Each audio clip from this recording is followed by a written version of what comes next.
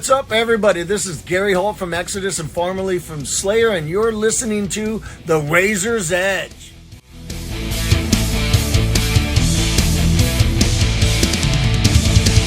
Welcome back to The Razor's Edge. My name is Chris, still at ArcTanGent, if you can believe it, and I'm joined with the awesome Chalk Hands. Thank you so much, guys, for taking the time. How are we all doing?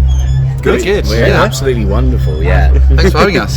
Anytime, guys, anytime. Cool. So yesterday morning, you guys opened up the PX3 stage. How did that set go for you guys? We had an absolute blast, yeah, and it was so nice to see so many faces there, like so early in the morning, and I think we just all really enjoyed it. It set up our ArcTanGent festival trip very, very nicely. Yeah. 10 out of 10. 10 out of 10. 10 out of 10. So what I love about this fest specifically is how people always turn out for the first band of the day. It's something Bloodstock fans should take note of. just saying. But anyway, it was so cool to see a tent full of people. So were you expecting a turnout like that for the opening day? Well, we were sort of wondering whether it was going to happen. It's always the moment you do your sound check and then you go backstage and then you go up the steps and you're like, I hope there's going to be any people there, and turns out there was. So I guess no, we didn't expect it. We were pleasantly surprised, but we were hoping, obviously, and it's lovely. Yeah, you never know what to expect, I guess, but we were just very, very happy with the turnout, But I think, as you said, it's quite particular to this festival where, I don't know, maybe it's because there's lots of niche music, people who just are here or passionate about this genre of music and trust the way it's been, what's the word, catered? No, well, it's just like just put together and put together. Yeah, fair dues. Am I right? You guys are from Brighton? Is that the frequent? Correct, yeah. See, I've realised recently that Brighton has got quite the underground scene. I always thought here in Bristol we had the best heavy metal scene in the country, but I went to Brighton recently for a show. It's like there's metalheads everywhere. It's like I feel like I went to the wrong city named with a B at the beginning. So, does it feel like a thriving scene down where you guys are? Definitely. I mean, music in general, really. Like, there's always stuff going on, like pretty much every night of the week. Hardcore, like, is a massive thing in Brighton at the moment. Loads of like really great hardcore bands. A lot with like a sort of metallic edge as well. Like just heavy music is in a really good place, I think. And punk as well. Yeah, punk and hardcore. Yeah, it's just really thriving in Brighton. And we've got some nice venues down there as well. So it's it helps. It brings bands along, and it's it's a fun place. Who are some of the big bands in the Brighton scene at the moment? There's loads. That's why there's actually a lot of small bands as well. Like there are some big bands like in the heavy scene. I mean, a few of our friends are from Delta Sleep, who they're not all from Brighton, but a few of them are, and we love those guys, and played a show there the other day, and a couple of them came along, which was really nice. That's a great band from Brighton. Pascagoula, I mean, it's not a big band at all, but they're like one of my favourite like heavy bands in Brighton. Fantastic band. Absolutely crushing. And then I don't know, we played with so many. Like, you can literally see like local bands every night. Like, it's just crazy. Yeah. Heartily recommend Tribe of Ghosts as well from the Brighton scene. Absolutely lovely people. It's cool. So I take it as obviously we're doing this the day after your set. Have you guys been around for the whole weekend? Pretty much, not exactly, but we've been there for most of it. Yeah, I'd say. I mean, yesterday was our main day, especially as we were all pensive about playing and wanted to get up there and just do that bit, and then post show we were just like all elated and just ready to get into the festival. So yesterday was our main day for sure. Any bands been a highlight? You saw Eyes, didn't you? And you absolutely loved that. I've talked to pretty much everyone I've spoken to about that band. They were so good. Loved them. Envy for sure. Do you want to speak about Envy? Envy for me as well. And I said, I even said on stage, they're like the band that made me do the music that I do today. Yeah, I remember. Yeah. And like they literally played the first couple of like hits, and my hair just went. I was just like, it was incredible, and like I was really emotional the whole set. I felt emotional too, and I don't have the same like connection with them, but I mean they're a band that when I listen to them they're amazing, but still when I saw them live, wow, really did a number. Incredible. I love the way you describe your sound on your socials. You call it loud, sad songs. I mean, very succinct, to the point. I like it. So, your first release was in 2017, if I've got that correct. Yes. So, how did Chalk Hands come to be? Oh, well, I think it was just like Tommy and I were friends through music. I was in various bands, and we sort of like, us two are like at the origin. Yeah.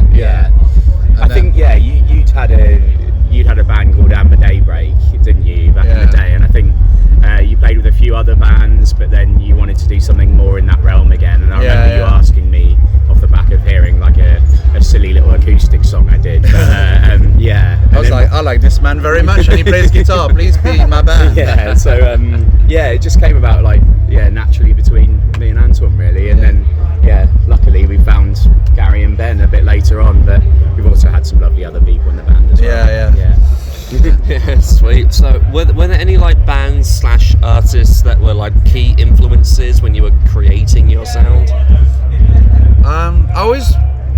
I don't know. I always believe you make the music you want to hear, sort of thing. So it's hard to say. It's hard to pinpoint exactly. A lot of people say we sound like a bit like Old Pianos Become the Teeth mixed with Sweet Loon. But people hear what they want to hear. I think at the end of the day, it's just a mix of a lot of bands that we like, and there's a bit of math rock and quite a bit of post rock, of some screamo in there. There's some even some hardcore. Like it's all a bit mixed up. So in terms of bands, just everything we've listened to really. I think we try stuff, out and see. Which is why we say loud, sad songs, because it's like, what else can you say? Like we just, we just find it hard to pin it down ourselves. So, I mean, those bands you mentioned are definitely influences. For sure. Kid Crash is a big one for me. And of course Envy, which we've talked about already. Absolutely. Yeah, fair dues. So, as well as a few singles, you guys have your album Don't Think Twice About Death. Don't think about death. Don't think. Sorry. What was it called again? Don't think about death. There you go. Even less twice. There you go. I'm just gonna get the rubber out now and just rub that out. There you go. That's the gap in my research for the weekend. Anyway, so that came out in 2022. Yes. It's amazing. Really, really enjoyed it. So amazing. I remembered the name. I'm leaving. No worries. You can really tell from like the music and the vocals. The songs are very dense. There's a lot of emotional stuff going on. What are your songs typically about? They tend to be quite sort of broad, existential sort of. Just all about like. All the sort of struggles that we have, but how we get through those struggles and how we come out the other side. And I think a lot of it sounds really sad, but we try and add a lot of hope into our music. And lyrically, some of it can be quite vague, but that's intentional so that people can find their own way within our music. I think Tommy writes most of the lyrics, but I like the idea that lyrics project an image in your head rather than just like have a meaning that's like, okay, he's talking about this, he's saying this. And because I write some of the lyrics, I write all the songs in French essentially, because I'm from Belgium, I think I write kind of the same way, where I just like try to give an image for people to look at mentally, so they can sort of see, interpret. Thank you. I like that, because I think myself really, personally, I've never been massively someone who reads lyrics. Like for example, I loved Envy, and in Japanese I tried to translate them, but it doesn't really work. And being from Belgium, I had lots of bands. I was massively into the Italian screamer scene, the German screamer scene, and a lot of them was screaming or singing in their own language.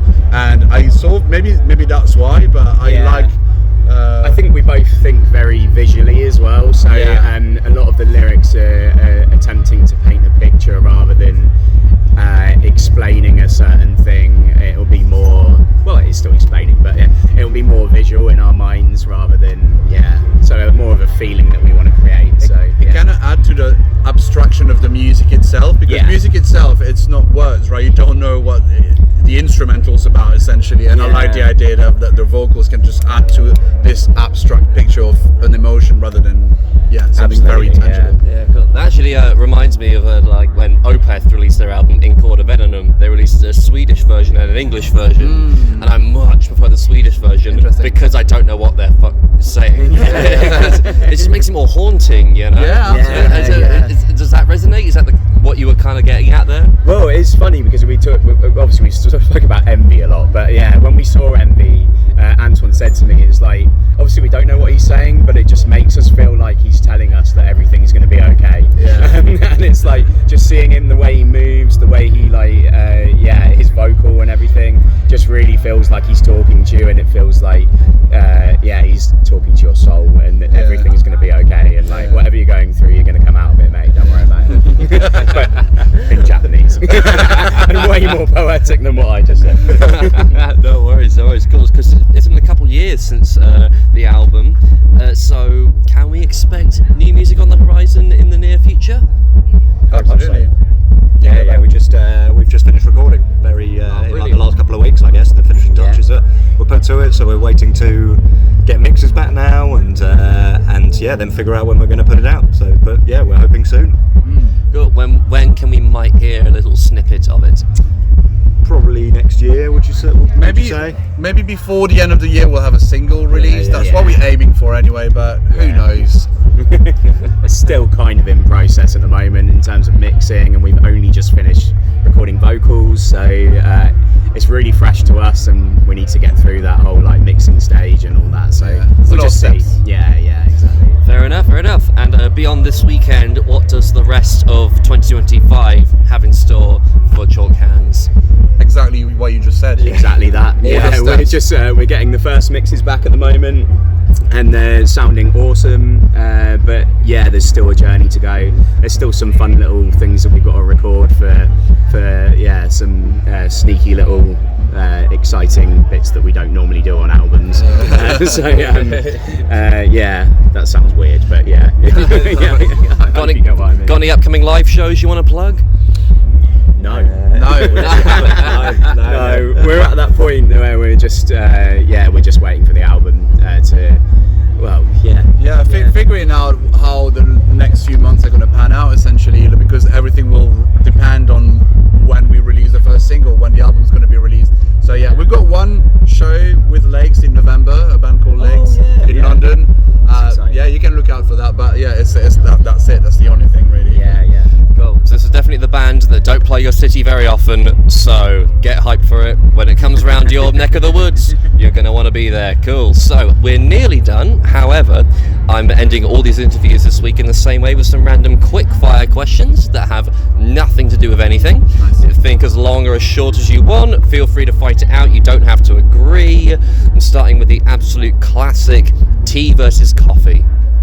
Coffee. Yeah, we're all pretty big coffee drinkers, aren't we? Yeah. I think I've had 3 people say tea over the course of this entire festival. The metal, baby. Yeah. Hell yeah. Traditional metal or modern metal? Traditional for me. I'll go for that. But I say that, but there's a lot of modern bands that are doing a spin on traditional, which is actually my preferred. I think there's some like really, maybe modern. I don't know. Oh god. I don't know. Yeah. I like both. Fair enough. Who inspires you? Antoine and Ben and Gary inspire me from Chalk Hands. That's a sweet answer.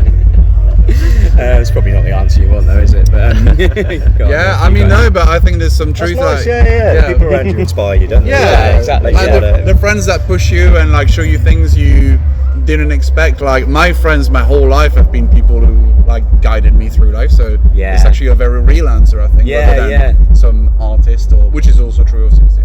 I wouldn't really be doing the band if it wasn't with you guys, really. You know, like, which sounds silly, but like, yeah, like I wouldn't have got into the band if it weren't for Antoine. And you know, bands can be difficult to be in at times, and you need good friends to keep that going. So Keep you inspired. keep you inspired. That's great. I love that answer. Film or TV show? Film for me. That's really hard. I have a lot of like TV, like I love the UK Office and The Simpsons and Peep Show and stuff like that. I really like my classics for TV shows. So yeah, I'll say TV. I think I'd say you're more of a TV guy. Yeah. But recently he's been watching 100 most watched IMDb films. I got annoyed with people always telling me that I hadn't seen enough films. So I was like, okay, well, I'm going to just watch all the films. And films for me, yeah, for sure. Okay, we've got 2 for films. So going off of that, favourite film? Very hard.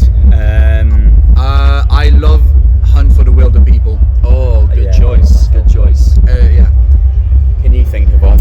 School of Rock is my full-time. Brilliant. Nothing wrong with that at all. Absolutely Brilliant. unbelievable. Brilliant choice. Really made me feel something when I was 10. I was like, why can't this happen to me? And now look at you on top of the world. 11 a.m. at ArcTanGent. Hey. I can't think of one, but I like watching lots of horrible shit. Yeah. Just say it's one you liked. One that I liked. No, I can't think of one. You can't think of one. Well, you love Ari Aster. I love Ari Aster. Hereditary, I fucking loved that. such a good movie. Yeah. And then Midsummer. I hate that little film so much. Midsummer's a great movie. And I love doesn't to like know being this. I don't like getting spooked. Anything with Florence Pugh in it, I'm watching it. I grew up watching loads of Stanley Kubrick stuff as well, and that's just I loved all his movies back in the day. Brilliant, awesome. Summer or winter? Summer For me, I love it when it's nice Summer, out. boys. I can feel my mood going up when spring comes and the sun's shining and just like, Although I am boiling right now. Yeah, this is not typical of UK summer for sure. Past or future? Future. Yeah, you got to say future, haven't you? Can't be stuck in the past. Yeah. Yeah, future for me. Cool. And final question: favorite Chalk Hands song? It's a good question. My favorite one to play at the moment is a new one. It's called Ucky, but it's a working title. It's the one with a heavy beat down at the end because we never do that normally. Heavy breakdown. Do you say beat down or breakdown? I never know. Oh, they're two very different things. Okay, I go on for you. Beat down or breakdown? Breakdown. I think one that I've always loved playing live, and it's just stuck with us, and we still play it. It's not my favourite song on record, but to play it, I think Charm's just always been there with us. Like we haven't managed to shake it off. We keep saying it's the last time we're going to play it, and then every time that. It's like you've said that 4 times. That's funny. But I mean, yeah, it's like on record, not my favourite, but like playing it has always felt fucking amazing. And so I'll just say that. Yeah. Brilliant. I really love playing Les Jeux Pas et Ne Me Ressemble Pas. Did I say that properly? Excellent pronunciation. Just because, it's just a really fun, for me, simple song to play. You can just have fun, and I remember when we played in France recently, there were people who knew the words, and that's a really sort of core memory for me. It was just an amazing thing to see. Cool, brilliant. Cool, that's all I've got. Thank you so much, guys, for joining me. It's been an absolute pleasure. Oh, thank you. Thank you so much. It's been pleasure lovely. too. Absolutely lovely to meet you guys. I've been Chris with The Razor's Edge. We'll see you in the next one.